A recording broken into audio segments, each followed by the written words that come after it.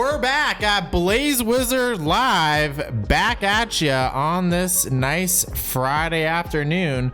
We have a good one for you today. It's going to be an overview on how to get that coveted PSA Gem Mint 10.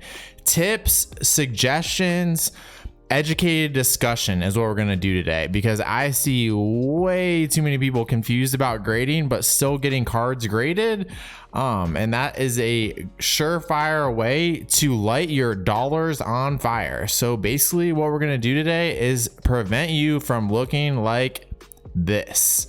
Don't pull your hair out as you see your funds go into the toilet. Let's be smart when we're thinking about sending in cards for grading. Everyone misses this, and it's very baffling to me because there's so much cost associated with grading. Not only that, but there's time associated, which can mean cost as well. So are you analyzing your cards in collection before you send them in? Or are you just willy-nilly slapping a $100 fee on all these cards and hoping for the best? Because that's a horrific idea. So don't be this guy. Don't pull your hair out. Don't look at all your funds going down, especially in this economy. Let's look at how we can avoid. So we're going to do an overview. We're going to do an overview and we're going to refer back to these 5 bullet points. Analyze your cards and options. I cannot state that enough. Before you even think about submitting, get some data, look through your cards, know what you're going for. So first question is, why are you grading your cards? Is it for profit? Are you simply pulling cards, sending them off for grading so you can get the max profit off those pulls? We completely understand. But if you're sending out for max profit, how do you even determine what your profitability is going to be if you're not analyzing the current raw value, how much a PSA 8 is, how much a PSA 9 is, how much a PSA 10 is, and then factoring in the time and the grading fees as well?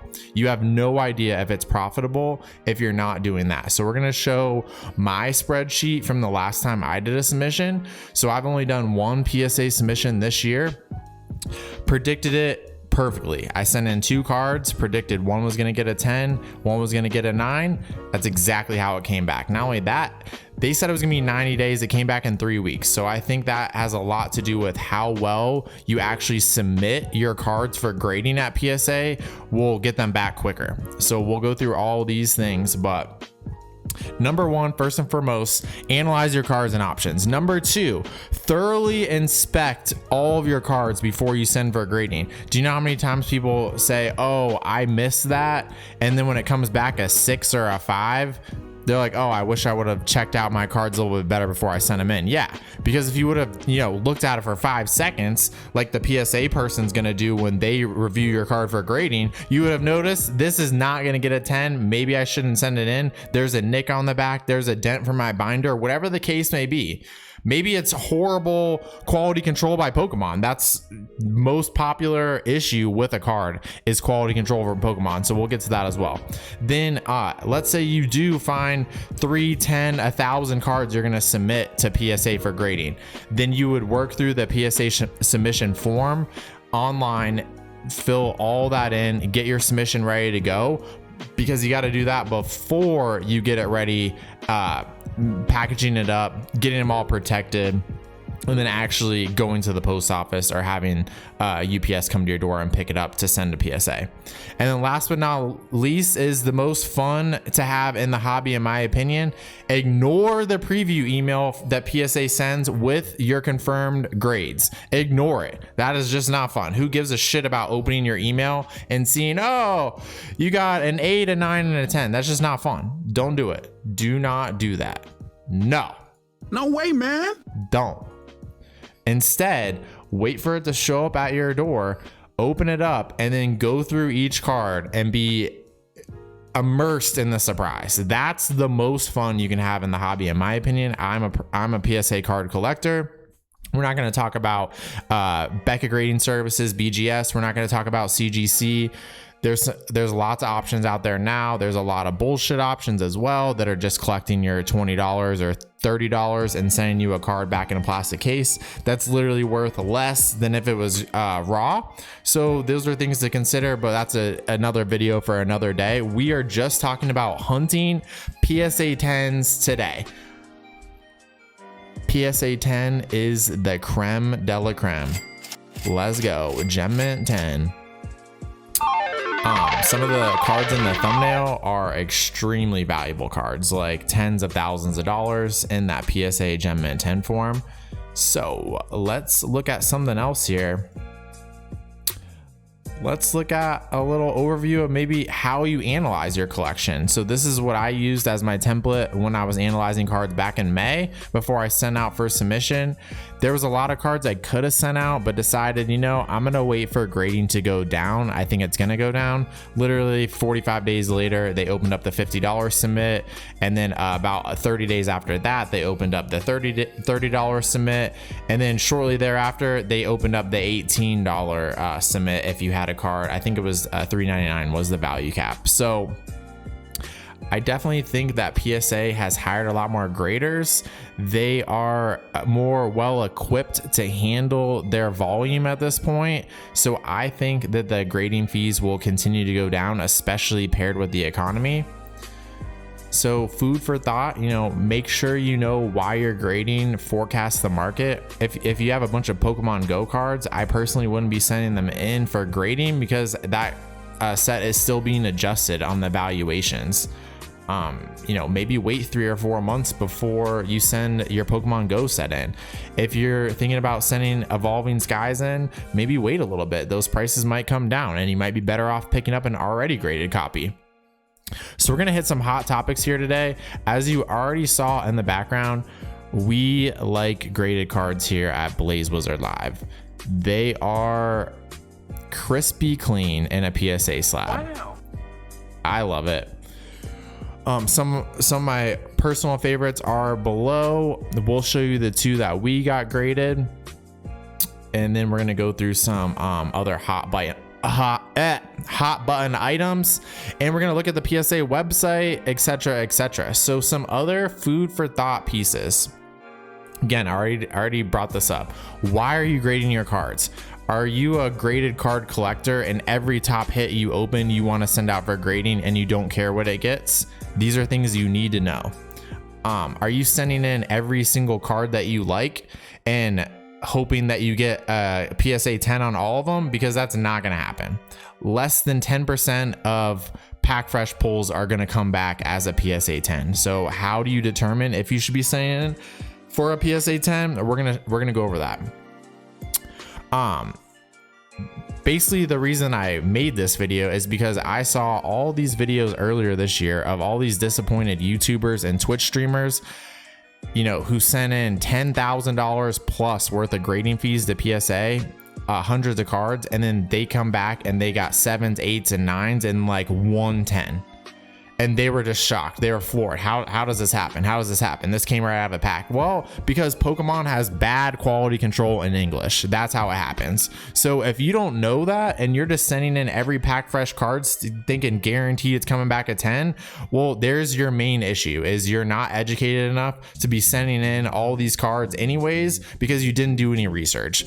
Make sure you do research on the market, on PSA, and then on your personal collection before you're sending them in for grading. Otherwise, you're lighting your grading fees on fire. Or what you're going to see, well, we'll get to it. So there are some people out in the hobby that every time they open a big hit, they want to send it out for grading no matter what it comes back. They don't care if it gets a PSA 2 or a 3. I'm one of those people. If I have a top pull that I pulled myself, I do not care what grade it comes back. I'm getting it graded anyways because it's going to be encapsulated. It's going to be a memory for a lifetime. I can always look back on it. It's never going to get damaged and moving, etc.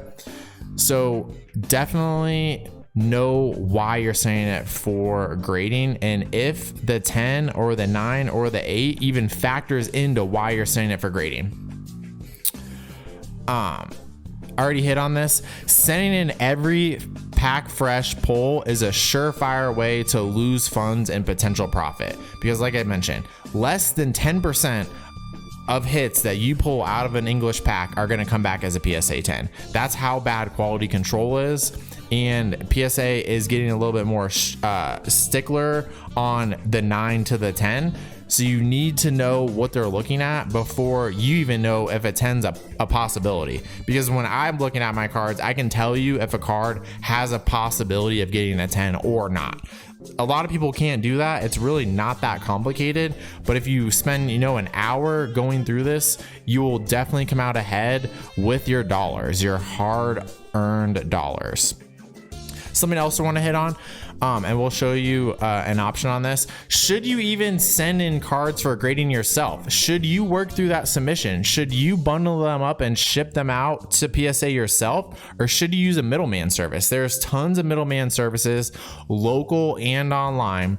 You can find someone in your local Pokemon community that sends in cards for you. And typically it's a very low charge. Some charge $5 a card, some $10 a card. If it's a higher value card, they might charge you $20, but they're entering into PSA, they're getting it packaged up, and then they're monitoring the process and letting you know when it gets back. So there might be added value in using a middleman service for you. I personally have no desire to use a middleman service. I think it's super easy to do yourself, and then that way, a group submission of 500 cards isn't getting bogged down at PSA versus your 2 or 3 card submission, maybe up to 10. Yours might be a little bit more streamlined going through the grading service that PSA offers.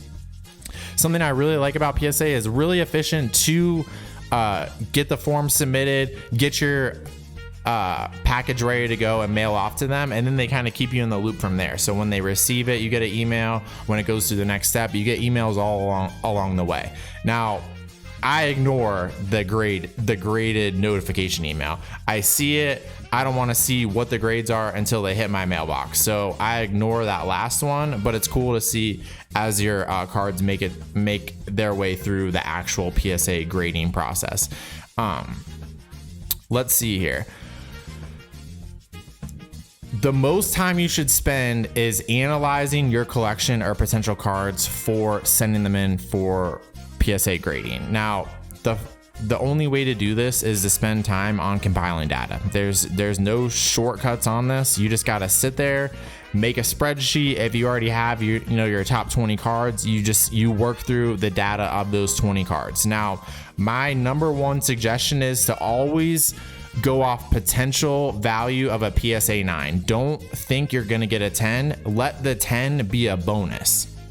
So if it makes sense to go ahead and send your card off for grading, if it gets a 9, if that's still a profitable scenario for you, then when it comes back a 10, it's a slam dunk grand slam. You're doing dances, you're breaking out the champagne bottles. Let's go. That's where you should base all of your potential submits is off of a 9 value. Don't base it off a 10 so you can do the happy dance when you do get the 10. First suggestion, base your values off of PSA 9. So when you're going through your spreadsheet, put in the ungraded raw value near mint. Start with that. Then do your PSA 9 column, then do your PSA 10 column, then add the grading fees and the potential turnaround time. If you haven't analyzed those few things, then you have no idea if you should send your card in for grading. So let's throw up the spreadsheet that I used again. So you can see here, add the card to the left. Most of these I pulled myself. A few of them you'll see marked bought.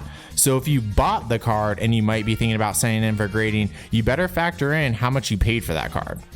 So if it's pack fresh, it was $3 or $4. If you bought it, it might be $1,000. So if you're not factoring in the $1,000 plus the grading fee, you have no idea if it's worth sending it off or not.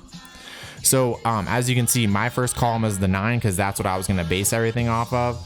I also analyzed the Beckett BGS 10 to see if it was a better potential card to send to Beckett and hope for the pristine gold label 10 because that comes with a premium. The black label comes with a significant premium over the gold label. These are all things if you're into graded cards, but something to analyze. And like I said, base it off the 9. So I pulled the Rainbow Charizard V-Star. Ungraded, it was worth $140 at the time that I made this list. I think it's sitting at like 105 now. So when I was thinking of sending in my Charizard, my Rainbow V-Star, I knew that card was worth $140 sitting in my hand. I knew I was gonna have to pay PSA to grade it, and then I was gonna hope that it came back a 9 or a 10. So I didn't care if it came back a 9 or a 10. I thought it was gonna come back a 10. It did. We'll show you it later. Mine came back a 10. So same thing with the Full Art V. When I made this, it was 47. I think it's like 38 now. PSA 9, I believe, is under $100, but I didn't care because I pulled it. I knew I wanted it graded. I pulled it. Let's go. Had to do it. So you can see here, and then I had another section that I cut off here because there was some other notes that I was making. But you add the grading fees in and the grading turnaround time. So if your grading turnaround time, like let's say you're doing the 90-day submission, your card is out of your possession for 90 days. You cannot enjoy it for that 90 days. It might decline in value in that 90 days. You might lose your job in that 90 days. These are all things you need to factor in, the wait time and the cost, because time is money. So if you haven't analyzed your cards for sending in for grading, you're wasting your time and money. Don't send in cards without analyzing the market value, because another thing that I see a lot of people do is they send in a card to get a PSA 9.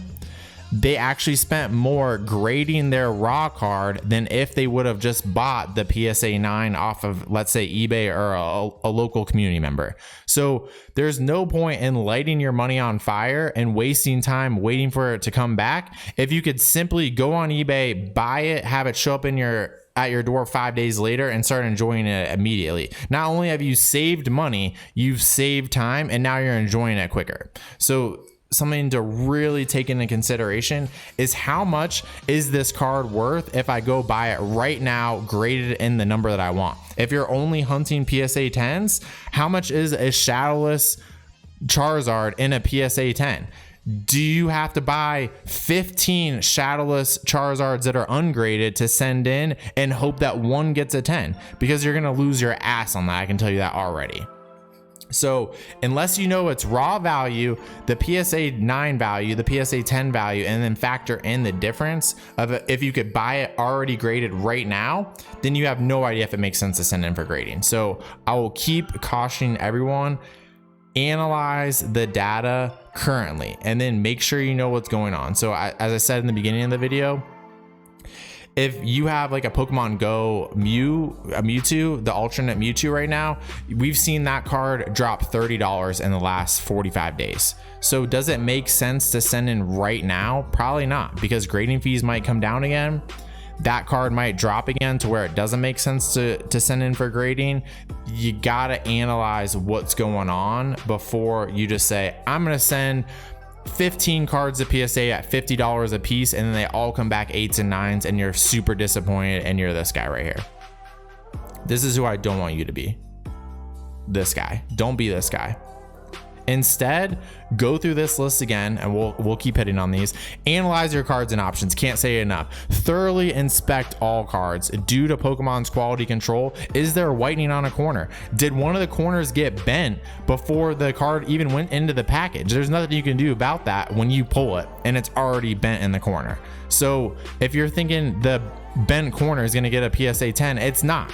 So maybe you're better off to say, hey, I'm going to sell this card raw. I'm going to buy the PSA 10 because that's what I want, even though I already pulled this card. These are all things that you need to analyze. PSA submission online is super duper easy. We'll show you that. And then package and mail is making sure everything is all bundled up securely. If you don't already have card savers, you would just slide your sleeved card in there, package it between some cardboard, and get it all securely ready to rock and roll over to PSA. So let's show you some of these things here. If I can find the window. here's the PSA website. Right now, they have a $30 option. If you're a member, make sure you realize that this is not $30 for everybody. Only PSA Collectors Club members can send in at $30 a card right now. And that's, 3 to 4 months of time. $50 is 1.5 to 3 months. And then $100 is 2 to 4 weeks. So I used the 2 to 4 week service. When I sent it in, it was quoted at 90 days and I got it back in 3 weeks. So I believe that goes with being efficient when you submit your cards. So you can see the pricing on PSA's website. Obviously note this, if you're sending in, a bunch of shadowless Charizards, you can't use the $30 service because that card's too valuable. They don't allow that. You'll get upcharged if you try to circumvent this. They'll catch it when they get your submission in and they enter it in their system. They'll let you know, hey, it looks like you entered this on the $30 sub. It's going to cost you $150 due to the value. Please approve, essentially. So they have a great website, and it tells you exactly how to submit your cards. People that don't follow these simple instructions with the photos, very stupid, because it's going to delay your order going through the grading process. So make sure you follow it to a T. It's really not that hard. It's very simple. They give you great tips and suggestions as well. And you might not be familiar with how to securely send a high value card in the mail anyways. Then they have this resource center as well. If you're just not sure of anything, they have a bunch of links on here. And then, like I mentioned earlier, you can use a middleman service. So Omosh is one of the YouTubers that I like. He's really funny to watch. He does a great middleman service. I have not personally used him, but thousands of people do a month. So he has a really nice website. You can see his pricing. It doesn't look like he charges almost anything. Yeah, I mean, $3 is what he charges. That's crazy. That's just so cheap. If you're a little bit stressed or concerned about sending it in yourself, if you don't want to do it, if you don't want to deal with the hassle, you can find someone locally, drop off your card in a top loader to someone, and then they'll handle it from there. You can mail it over to Omosh and then he'll handle it. And then he does like a really cool YouTube reveal when he does get his PSA returns in. So he'll do your unveiling, like a nice YouTube video, and you can tune into the stream or watch it later. So just the added value thing. If you don't want to mess around with submitting the cards to PSA yourself, there are tons of middleman options, local and online. And then a real quick how we analyze if it makes sense to submit a card for grading is we're going to look at the ungraded. There's lots of websites you can use. I like price charting because it shows some PSA values as well, and it links the sold listing, so you can kind of do a little bit more analysis, because what you end up finding is, oh, this card was a PSA 7, but it looks like a good candidate for regrading, and that might go higher than a normal PSA 7. So you gotta actually pay attention on this stuff. But for instance, the base set Charizard, you can pick one up for between $150 and $250 right now. How crispy that $250 copy is, probably not that great, because if it was super crispy, they're sending it in themselves, and you can see exactly why. So ungraded $175 average, but a PSA 9 is going to give you over $1,100 in value. So if you send in a Charizard that you paid $175 for, and then like let's say you use the $100 a card service, you might come out with $800 in profit. These are things you have to analyze, but be realistic. Am I going to get the 7? Am I going to get the 8? Am I going to get the 10? If you think you're going to get the $10,000 PSA base set 10, I can't even believe you're watching this video. You should have already sent it in months ago. So pay attention to the data. It tells all. So here's the Venusaur, base set Venusaur, ungraded 37. It looks like picking it up between 20 and 75 is about accurate. A 9 is going to get you $290. So it's not a Charizard. It's not going to get you, $1,200, but a 9 is a lot of profit if you did this correct. If you did the math, you can already see if you pick up a base set Venusaur for 50 bucks, send it in for 50 bucks, and you get a PSA 9, you've profited $200.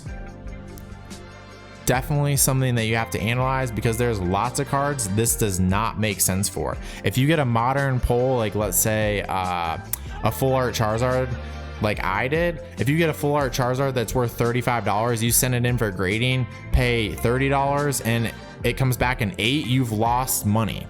Don't lose money because you didn't analyze your card and what the graded values are going to show you. So that's a great little look of how we do it. And then, like I said, we'll show it to you again. We'll show it to you again. The spreadsheet that I use to analyze my cards for grading, I sent in 2 cards. I went through 100 before I got down to the 2. I have about 15 earmarked to send in later this year, because I think grading is going to go back under $20 a card without having to be a member. So, you know, make sure you know the urgency. Do you need to wait 6 months or a year to send these cards in for grading because it makes more sense at that point? Or do you just have to have it graded right now and you don't care? You know, you don't know until you know. Don't be this person pulling your hair out.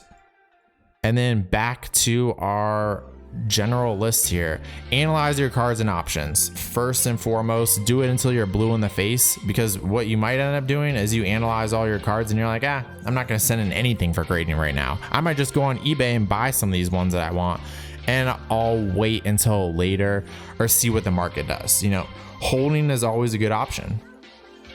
Thoroughly inspect all cards. PSA submission form online, super easy. Their website, super easy. Package and securely mail your submission in, and then the fun begins when you get the surprise box. Let's go. The surprise, how much money is inside.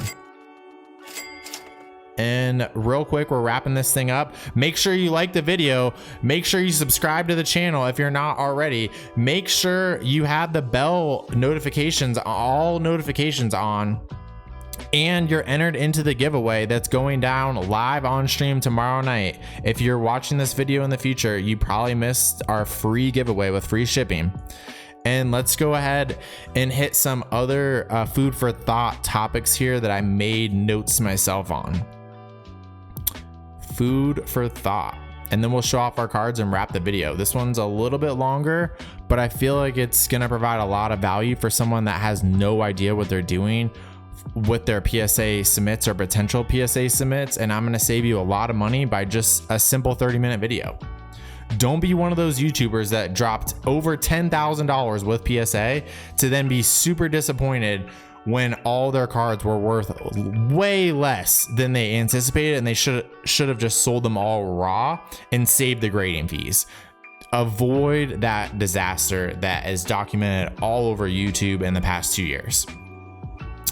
Again, make sure you know if it's worth your time, skills, and stress levels, potentially stress levels, to submit the cards yourself, or if you should use a middleman service. They're really cheap. I'm telling you, you can find a very cheap middleman service. I showed you Omash, which is online.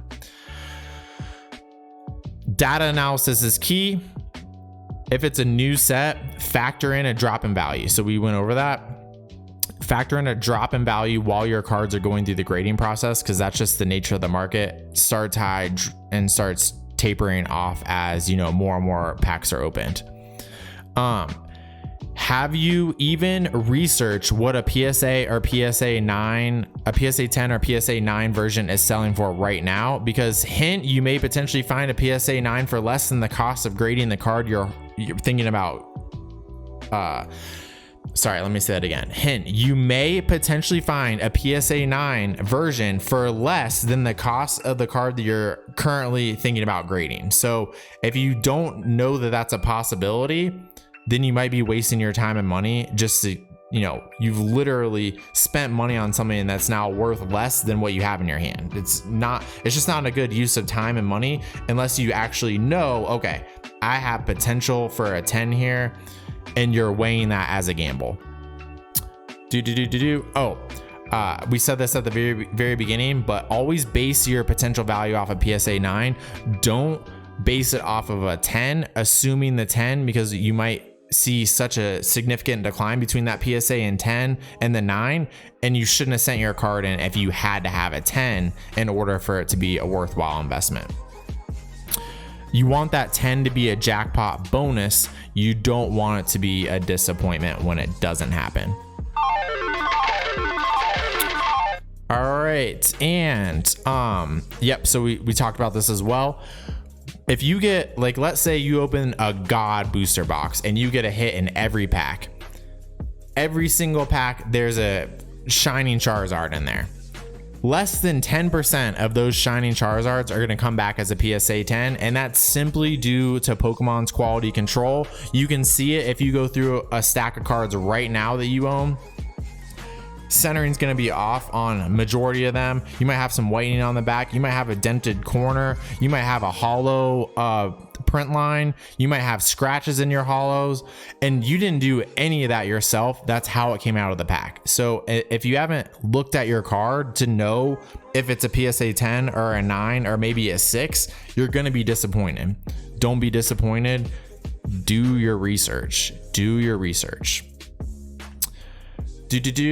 And timing. So, like, let's say you're a big fan of the Lost Origin set that comes out in 2.5 weeks. Don't send in 15 cards today when you know you're going to open 4 booster boxes in 3 weeks, and you might have a bunch more cards to send in at that point. Just wait the 3 weeks, open your booster boxes, send them all in at once. Going to save you time and shipping charges.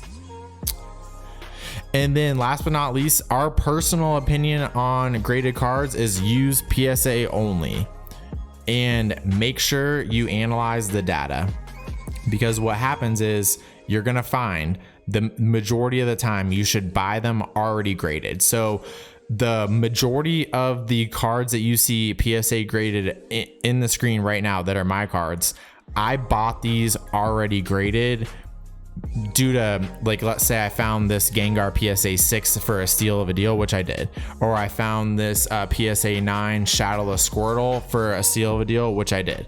You know, I wasn't like, oh, I have to have a Shadowless Squirtle in a 10, but when I saw the price of this particular one in a 9, I stole it. So you might find that you don't want to go back and spend thousands of dollars on packs to open these cards yourselves. You're a collector of graded cards. You just want to know what that grade is. You don't want to risk it. Let's say you only collect PSA 7s. There's lots of people that collect PSA 7s. That's still a very nice near mint copy. You might have one small flaw in the card, but you have to look very hard for it. So you might determine that versus buying packs, opening hits, sending them out, paying the grading fees for yourself, you just want to go buy graded cards. You might find that that's the best option for you. I can tell you that I found this hollow PSA 9 Dark Charizard for a deal, and right now it's worth more. It's $150 more than I paid for it. I didn't even spend any money on grading. I didn't have to open any Team Rocket packs to get to that Dark Charizard. I went on eBay, I bought it, I immediately started enjoying it when it showed up 4 days later. So you need to know, like, your goals. Is your collection all PSA graded cards? Is it all ungraded in binders? Are you trying to do master sets and PSA 7s? Like, you have to have a goal or you're just gonna burn your money. So thanks for tuning in. We're going to show you these cards and then wrap the video. Did you like this video? Did you find value in these tips and tricks and what to analyze about potentially going for that Gem Mint 10? That coveted Gem Mint 10 is extremely valuable on some cards, especially a vintage. Some new cards, like special delivery Charizard's a prime example. A lot of those cards are coming in damaged or terrible centering. How many of those are going to get an actual PSA 10? It might be 10%, it might be 30%, it might be 50%, but these are things you need to know before you just, I'm sending my special delivery Charizard and getting a PSA 10. You might be looking at the card right now, and I could tell you without a shadow of a doubt, there's no way you're getting a 10. So don't send it off hoping for a 10 if it's not even a possibility. Get fucked. Let's go. We'll show you some of our cards. We have a PSA 9, the Charizard X and Y promo from 2016. We have the 2000 Team Rocket Dark Charizard Holo and a PSA 9. This is one of the cards that I sent in myself this year. We thought I was going to get a 10. It did get the 10. The Brilliant Stars Rainbow Zard came back a Gem Mint 10. That was subbed myself.